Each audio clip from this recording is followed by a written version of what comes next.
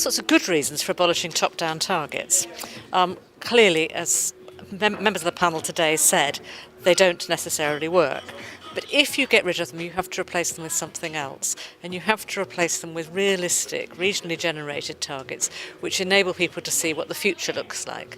The risk is now that the market does everything. And we know, the one thing we know about the housing market is that without some central direction and some shaping, it will not deliver a sustainable future for people in need.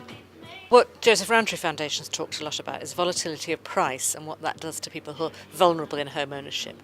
Those many people who are tempted into home ownership are hanging on by their fingernails at a time with high levels of redundancy and a lot of job insecurity.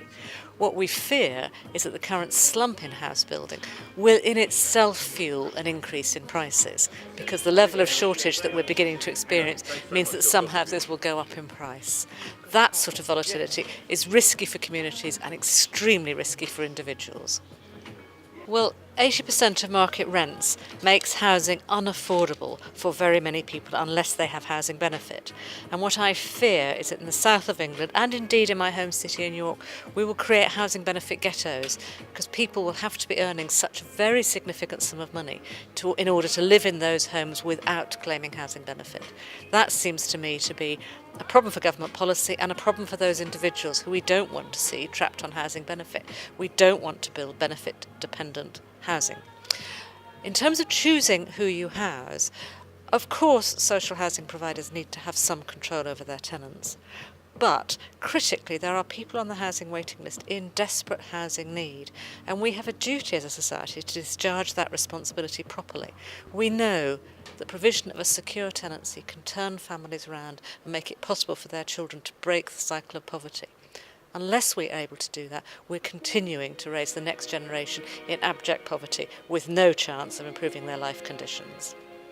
We have had for a year a housing market task force, which is a group of 4 highly eminent specialists looking at this issue. And we are not addressing private-public partnerships particularly as the solution. What we're talking about is better safety nets for vulnerable people so that their risk to their home ownership isn't so catastrophic for the families. An intervention with tax and land values which enables the volatility in the housing market to be smooth so we can keep housing prices growing in a more rational and measured way. And an approach to planning that encourages new house building. What we're concerned about is that the current arrangements make it very difficult indeed to see how those housing targets will be met. And if they're not met, there will be real damage throughout the housing market, not just for the most vulnerable, but for everybody else as well. We're taking huge risks at the moment with our housing market.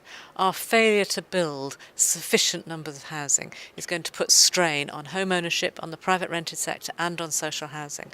And we're paying the price for that failure for many years to come.